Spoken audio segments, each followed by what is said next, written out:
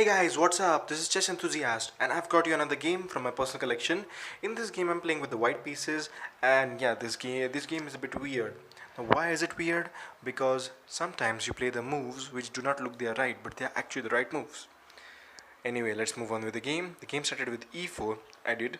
My opponent played c5, knight to f3. Here d6 was played, d4, the normal continuation, and a deviation by my opponent, bishop to g4. Now everybody knows that this is never played, and also that you can easily gain advantage as white, but not everybody knows how to get advantage in this position. So I played d takes on c5 immediately. The point is, if you capture back, then queen captures immediately. After king captures, knight goes to e5 and bishop has to go to e6. And it's simple, white can easily get advantage in this game, he can develop all the pieces, while black is stuck with a back rank of pieces. Anyway, so after d takes on c5, my opponent went for bishop captures on f3, queen captures on f3 and d takes on c5 now. Um, Bishop to c4 I played, e6 was played defending mate in 1, and you must be thinking what's the next move now. So I went for knight to c3, e6 was played, preparing b5, and here bishop to e3 was played, and knight c6. People wonder why he did not push b5 immediately.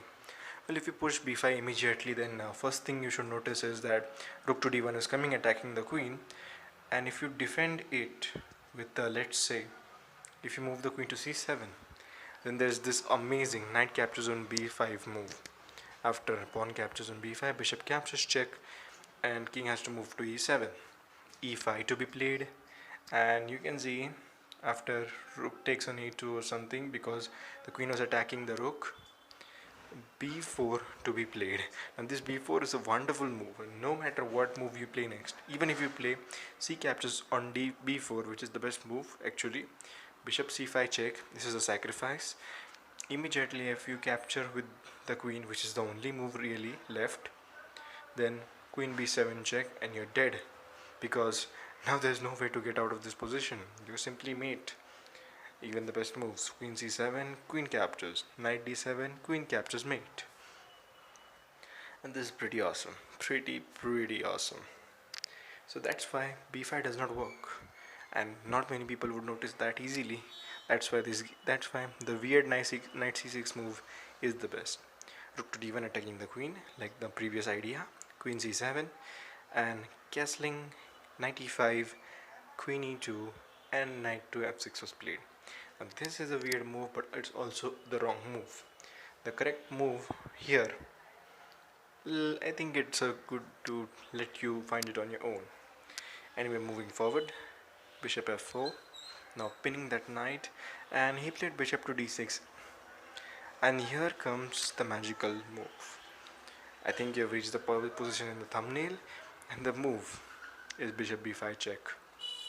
Point is, if you capture on b5, then knight captures, you attack the queen and the bishop, and no matter where the queen goes, the bishop has to be captured, or you lose the queen immediately. You have given one piece, but you're winning two. Let me demonstrate how. Queen e7, knight takes on d6 check, king to f8, and you simply capture the knight on e5. Well, that's why e takes on b5 cannot be played, because knight takes on b5 is immediately coming. Well, I said this after knight f2 d7 was played. But let me tell you one more thing. How about the king e7 move is the right move. After this, continuation gets simple. You have to capture on e5, and after captures, bishop retreats, bishop captures, pawn captures. This is the main variation, and b5 to be played. Black has the advantage of moving pawn forward, and white has a bishop which protects two pawns together. So this is an equally phased game, with black the advantage of attacking. White has to defend. That's why king e7 is the weirdest move of the position, but it is the most right move. Now let's consider after bishop b5. In the game it was played knight f2 d7. I simply captured, and after king captures, I immediately won the knight on e5. King to e8 was played. Now rook takes on d6, and as you can see, I've already won the game, and it's not much, it's just 16 moves. Rook d8 was played, and I captured the pawn on e6. Queen e7 was played to trade a rook for the queen, better than for bishop for the queen, and then after rook captures on e7, king captures on e7. I just had to look for the mate, and the mate start. And first I played knight d5, king moves forward, bishop captures, rook to h, rook h to g8 actually, queen g4 check, king moves, and after a few moves, in the center of the board, you can see this checkmate happen over here on the 29th move.